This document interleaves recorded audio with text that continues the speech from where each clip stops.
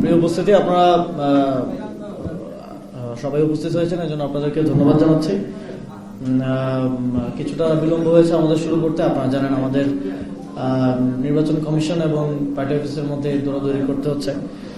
তো সার্বিকভাবে আমরা এর আগেও বলেছি যে আমরা মনে করছি কিছু জায়গায় কিছু অনিয়ম এবং জনগণকে ভোটাধিকার প্রয়োগে বাধা দেওয়া এবং কিছু জায়গায় সিল মারা, সিল মেরে ব্যালট ভরা সহ কিছু অনিয়ম ছাড়া সারা দেশের যে নির্বাচনী চিত্র আমরা মনে করছি যে যথেষ্ট সুষ্ঠুভাবে হয়েছে এবং যে স্থানগুলোতে এই অনিয়ম হয়েছে সেটাকেও কোনোভাবেই অবহেলার চোখে দেখার সুযোগ নেই।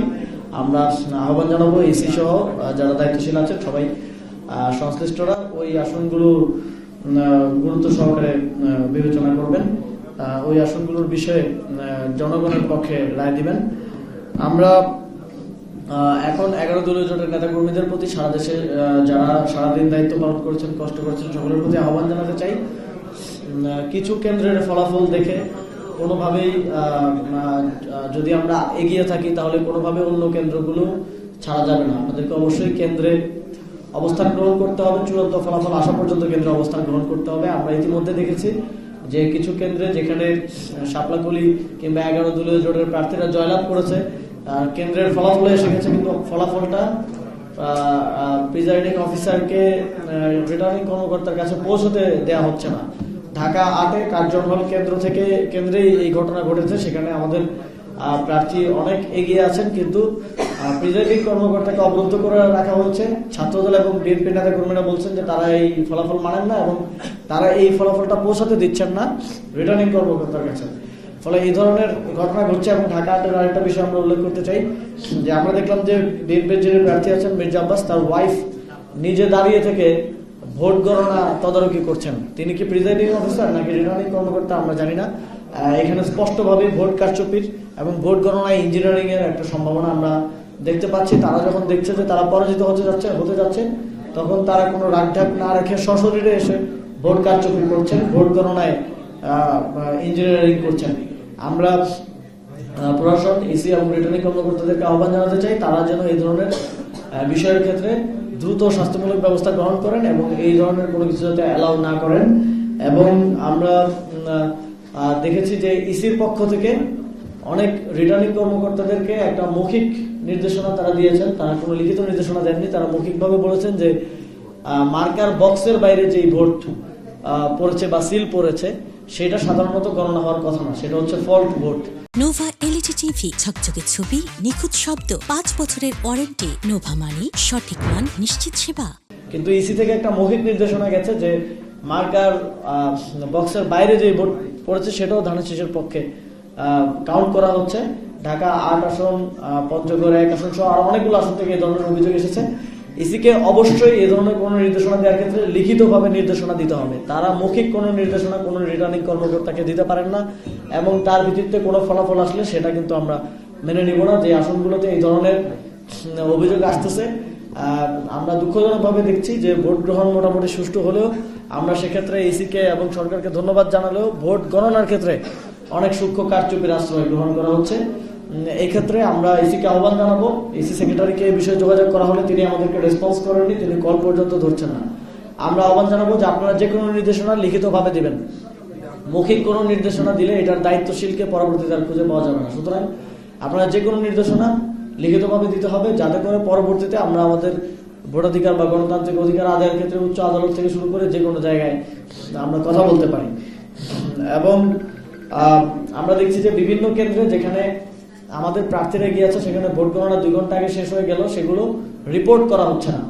যেখানে বিএনপি প্রার্থীরা এগিয়ে আছে সেগুলো রিপোর্ট করে একটা পারসেপশন কিংবা ভোটের মাঠে তাদেরকে এগিয়ে দেওয়া হচ্ছে।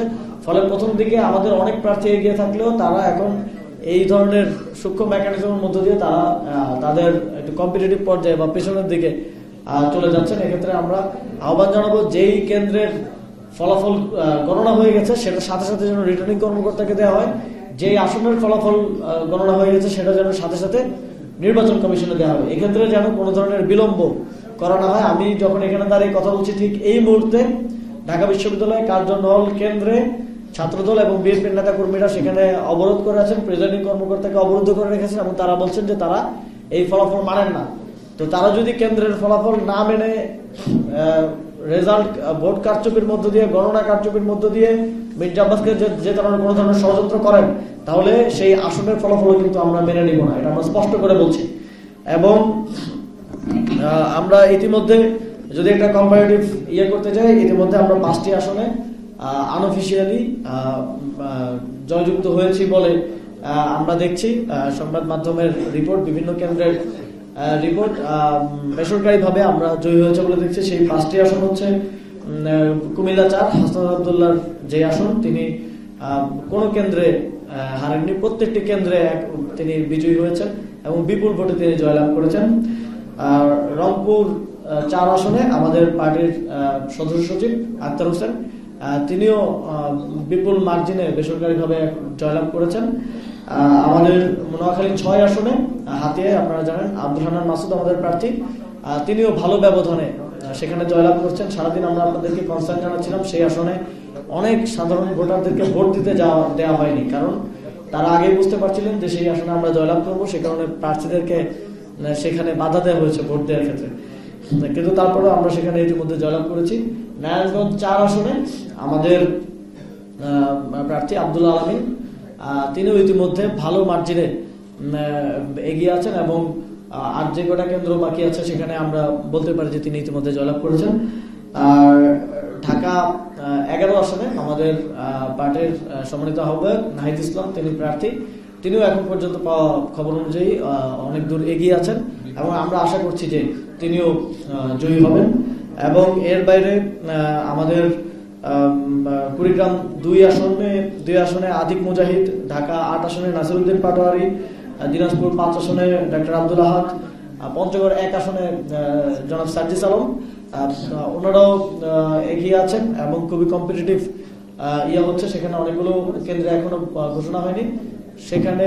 এবং নোয়াখালী 2 আসনে সুলতান মোহাম্মদ জাকারিয়া, এই 5টি আসনও আমরা আশা করছি আমরা জয়লাভ করবো এবং এখন পর্যন্ত আমরা সেখানে ভোট গণনায় বেসরকারিভাবে এগিয়ে আছি।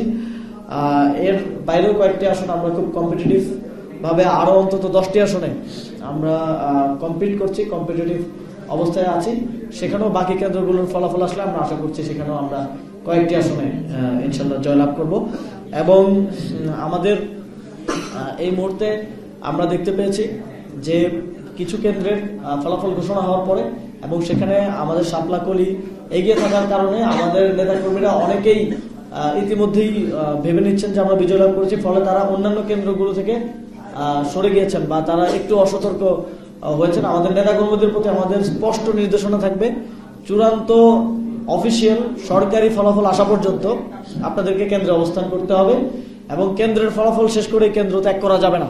আমরা দেখেছি যে ঢাকা বিশ্ববিদ্যালয় কার্যালয়ের কেন্দ্রে যেখানে আমরা জয়লাভ করেছি, আমাদের নেতাকর্মীরা কেন্দ্র ত্যাগ করার বা একটু অসতর্ক হওয়ার সাথে সাথে সেখানে ছাত্রদল গিয়ে তারা ফলাফল মানবে না বলছে।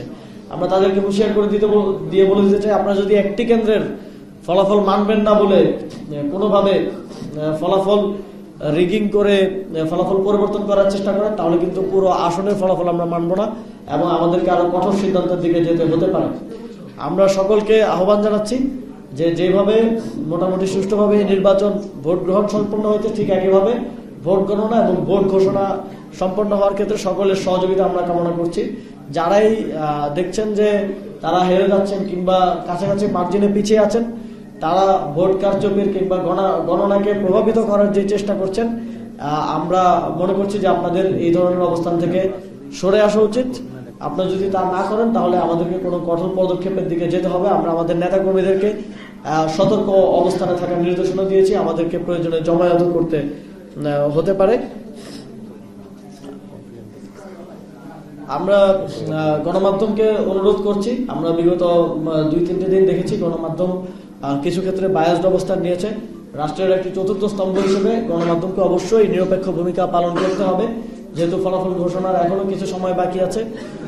এবং আমরা নির্বাচন কমিশনকে আহ্বান জানাতে চাই যে ফলাফল ঘোষণার ক্ষেত্রে আগে আমরা দেখতাম যে দলকে তারা জেতাতে চাইতো সেই দলের বিজয়ী সিটগুলো আগে ঘোষণা করা হতো এবং তাদের ফেভারেবল যেই পার্টি না তাদের সিট পরে ঘোষণা করা হতো। আমরা নির্বাচন কমিশনকে স্পষ্টভাবে বলতে চাই, আপনাদের কাছে যেই আসনের ফলাফল আগে আসবে সেই আসনের ফলাফলই আগে ঘোষণা করতে হবে, যেটা আসবে সেটা ঘোষণা করে দিতে হবে এবং একই সাথে রিটার্নিং কর্মকর্তাদের প্রতি কোনো ধরনের অলিখিত কিংবা মৌখিক নির্দেশনা দেওয়া চলবে না, স্পষ্ট নির্দেশনা দিতে হবে।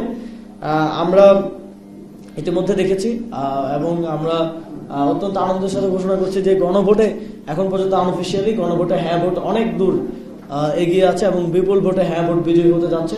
সুতরাং যে দলই সরকার গঠন করুক তারা এই সংস্কার কার্যক্রম বাস্তবায়নে তারা বাধ্য থাকবে এবং আমরা এখন পর্যন্ত আশাবাদী যে 11 দলীয় জোট সরকার গঠনের দিকে এগিয়ে যাচ্ছে এবং আনঅফিসিয়াল রিপোর্ট অনুযায়ী এখন পর্যন্ত 11 দলীয় জোট এগিয়ে আছে।